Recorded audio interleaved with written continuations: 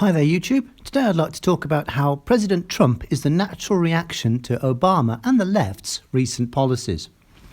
Okay, well, what do I mean by this? Well, full disclosure, as you can tell by my voice, and I have said before, I'm from England. I live in England. Okay, so on the one hand, you might think to yourself, well, that doesn't give me any right then to talk about American policies. And you're correct. I have no real influence in the world of America. However, just bear with me, because it's sometimes easier to see these things from the outside.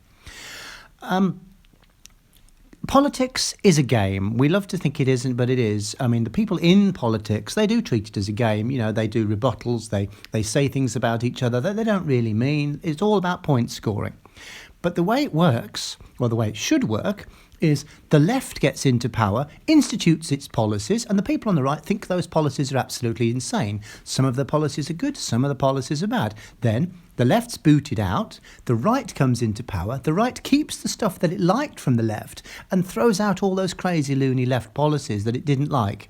And then institutes its own policies that the left doesn't like. Then the right gets booted out of power and the left gets back into power, and so the process goes on. And that's kind of how it works just about everywhere where we have, in quotes, democracy.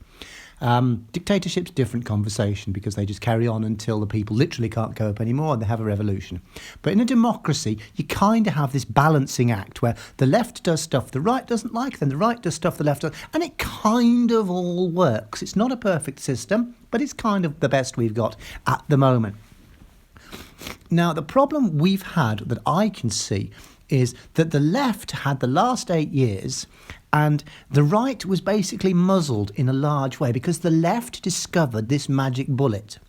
Firstly, we had the social media, so you in effect had the people on your side because all you had to do was remain popular and the people would always shout their right-leaning politicians down and also any right-leaning organisations down. But the left, they discovered this wonderful magic bullet, which was the terms racism, sexism and bigotry. And these were magic invincibility shields that the left suddenly had.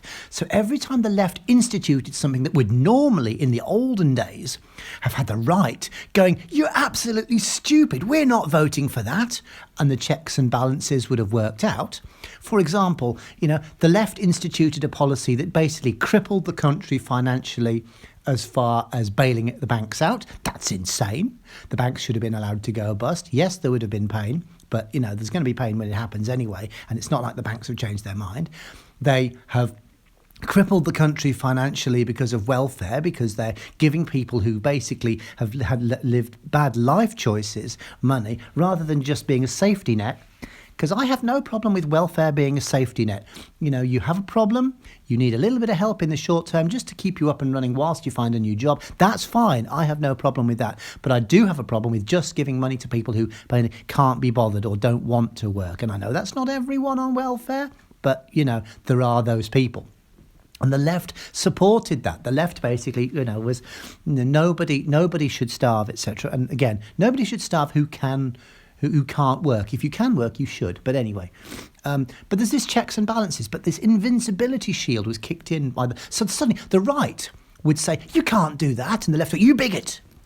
And the left would say, we're just going to give everyone shitloads of money.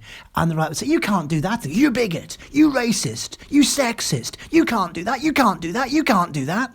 So, of course, what happens? Loads of policies that should never have been passed by the left got passed. So, in effect, you ended up with what would have been considered maybe 20 years ago, radical, full-on leftist policies that would never in a million years have got passed in the 60s or 70s. This stuff would just never have happened because the right would have put a stop to it. But the left basically had these special shields of words plus social media, and because of the social media, their facts, the stuff that was getting said was able to be disseminated. So, if a politician from the right tried to shut something down, the entire social media and the entire news would, oh, you bigot, you sexist, you fascist, you bastard, you everything. Ugh.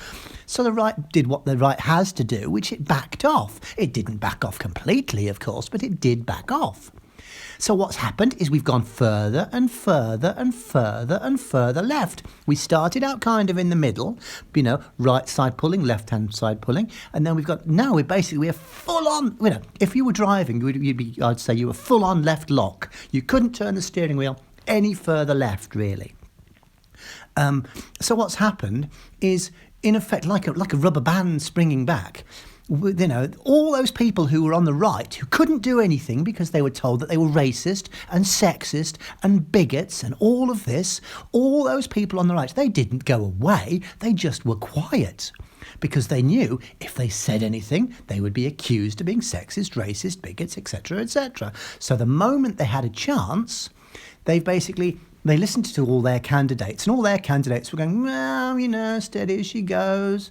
Bit of the right-hand policies. Yeah, Obama's a bit dodgy. Yeah, we need to kind of think and steady the right. And everyone went, no, we don't want to steady the ship. Obama's done loopy things. The left's been absolutely insane. So what have they done? They've gone, we want someone who's going to really sort it. In other words, it's got to go right the way to right lock of the ship of state, or the car of state. I like car of state because for an American reference, because you guys, you like your cars. So, you're veering all the way to the left at the moment. You're driving along a straight road. There's a canyon to the left. There's a canyon to the right. You're currently on full left lock. But, in order to get yourself back, you don't need to just steer back a little bit because you're still heading towards the corner of the cliff. You need to go full on right lock in order to pull yourself back onto the straight road. Now, is Trump having policies that are a little bit hardcore? You bet your sweet bippy he is.